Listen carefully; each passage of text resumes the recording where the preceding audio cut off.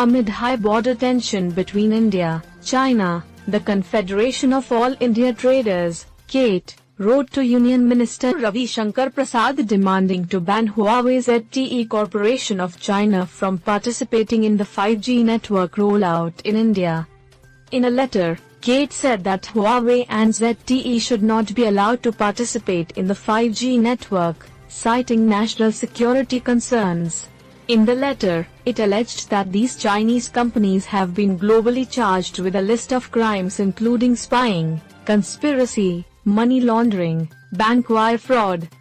In the wake of the border standoff with China, India has banned as many as 59 mobile applications, TikTok, UC browser, WeChat, others.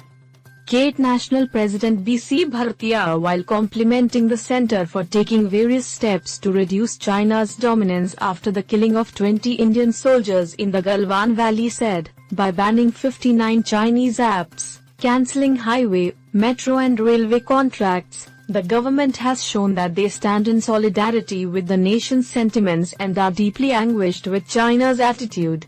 The government's actions so far have strengthened and boosted CATE's Boycott China campaign, which was launched on June 10.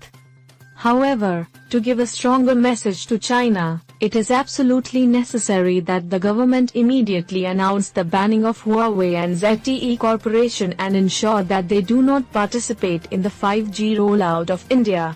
When countries like the USA, UK and Singapore have not allowed these firms to participate in their country, there should be no second thought for India, Bhartiya added. Similar demands were echoed by General Secretary of CATE Praveen Khandelwal. The whole country today stands united with CATE's campaign Bhartiya Saman Hamara Abhiman and has resolved to bring down Chinese imports by $13 billion by December 2021.